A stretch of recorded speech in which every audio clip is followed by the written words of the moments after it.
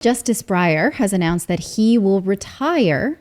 That rhymed. That rhymes. I didn't mean to do that. I read somewhere online today that said that something like 60% of Americans couldn't tell you his first name. It's Stephen. Not even the 60%. It was like only 2% of Americans could even name who he is. Oh, would name him when they went down the 9?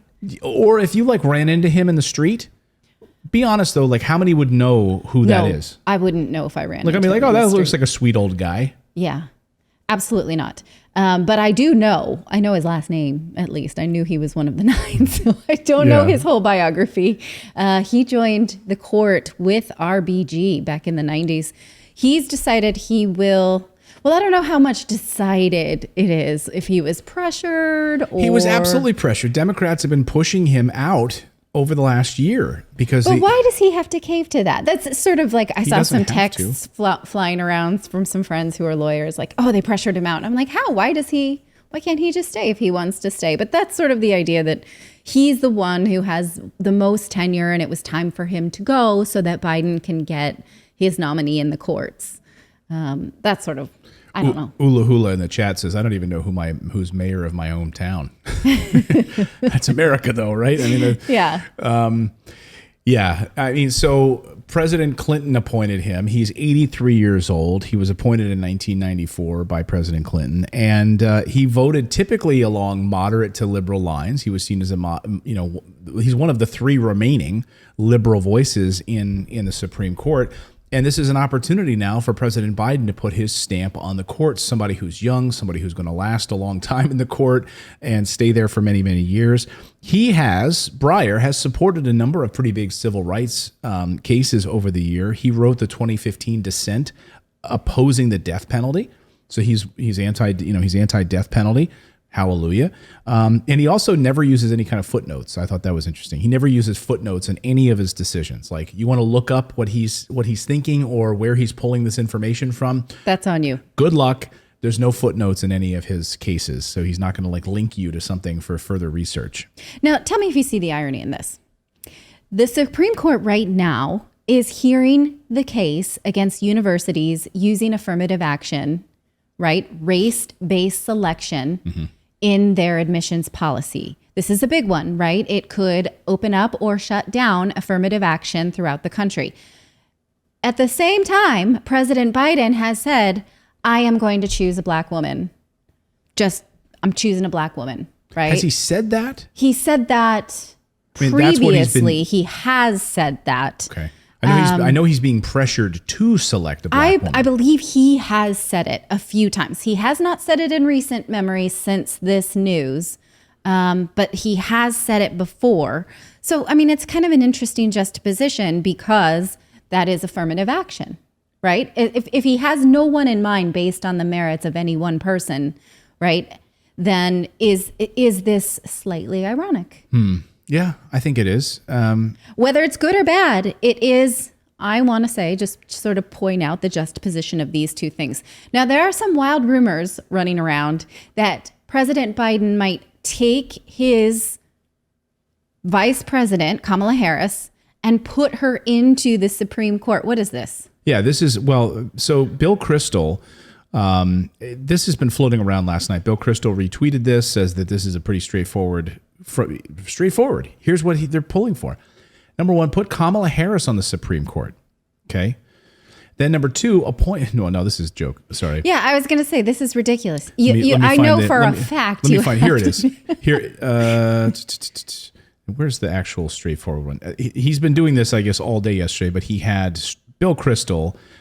Basically, I can't find his exact tweet. I sent it to you. I don't know. But anyway, Bill Kristol, who is the editor at large at thebulwark.com. He was a writer at the Federalist. Where I forget where Bill Kristol. You guys know Bill Kristol. You recognize him as a conservative voice. He has said, "Hey, here's an idea: install Kamala Harris as your vice president. She's a lawyer. She's a prosecutor. Install her in this position on the Supreme Court." Okay, then you fulfill your woman/person of color goal of getting someone on the Supreme Court in that vein, liberal, right? And then pick Mitt Romney as your vice president appoint Mitt Romney as your new vice president. And that way, in an effort to bring the parties together and bring the nation together. And just think for a second. First of all, Kamala Harris approval rating is the worst of any vice president, I think, in history, right? So you're not really winning any points with that choice. Number two, Mitt Romney as the thing that's going to heal our nation.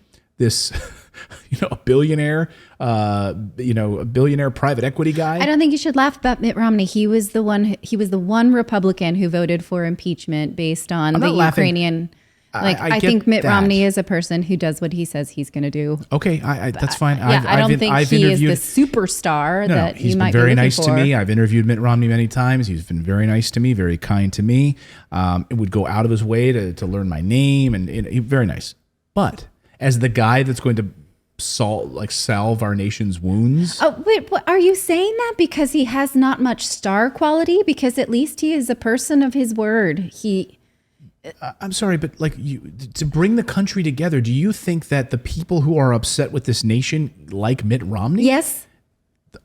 The Trump supporters like Mitt Romney? I'm talking about the people who are pro-MAGA Trump supporters? Not just the Trump base, but I think Republicans still do respect and not the ones who wanted to punish him for voting for impeachment in the Ukrainian scandal, but I think that there are still plenty of moderate Republicans who like Mitt Romney. Yes, I do. I think so. I think but I think as far as where this nation is ripped in half right now, but I don't think it's so comical. Like that chuckle that you did when you said Mitt Romney that's not how I feel.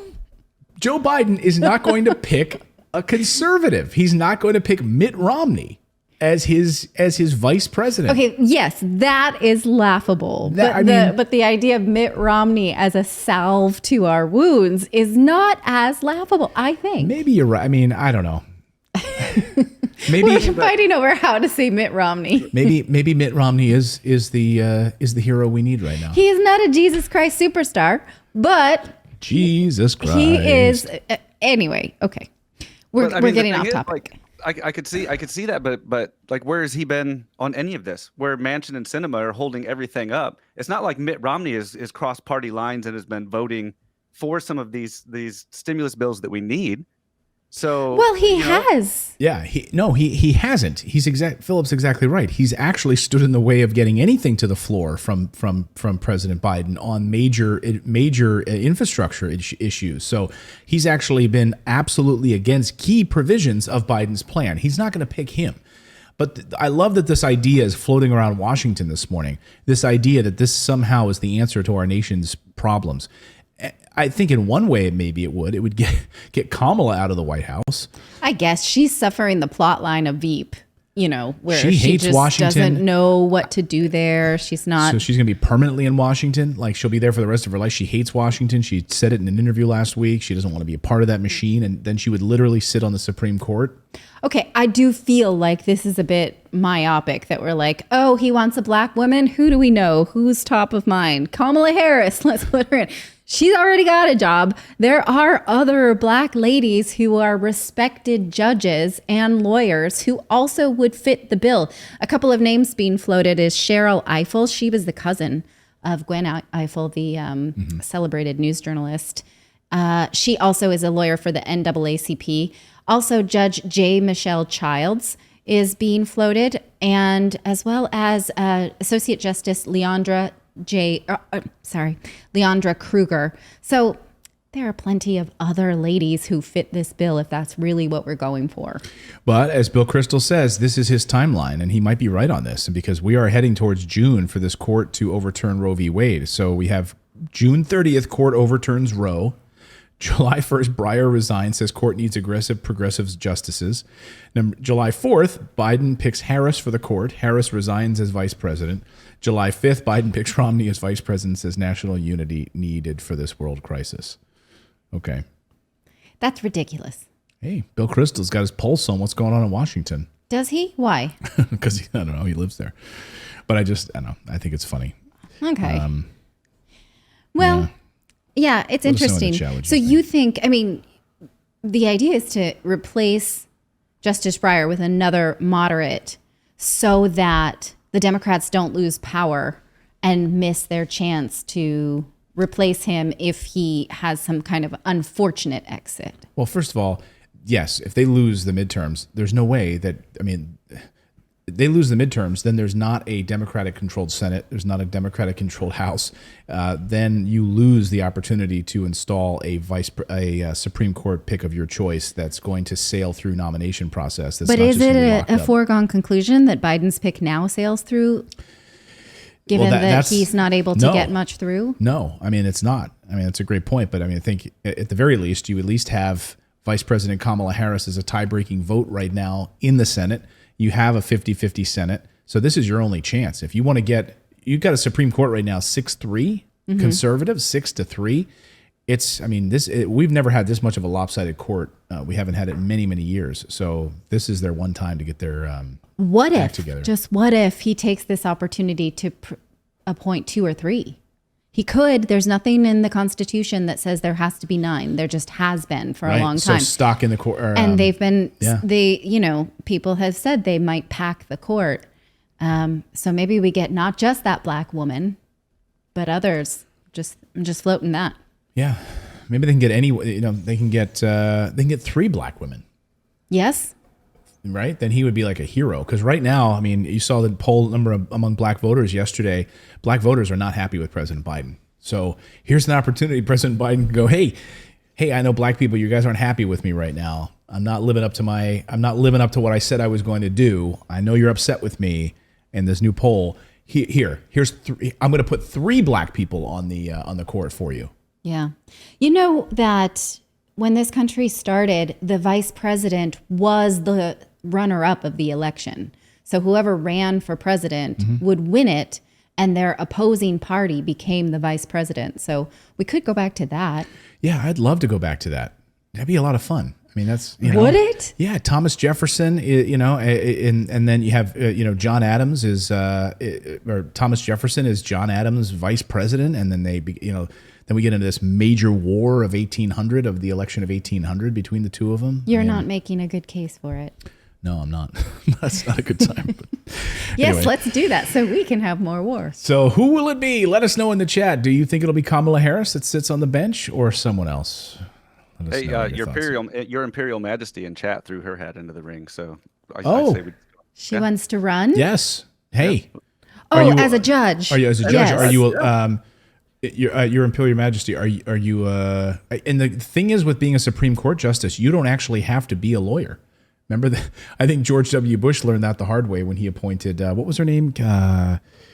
And conservatives flipped out on him. What was that? What was her name? Anybody in the chat can name who George W. Bush chose, and boy, did they jump down his throat about that. Conservatives flipped out.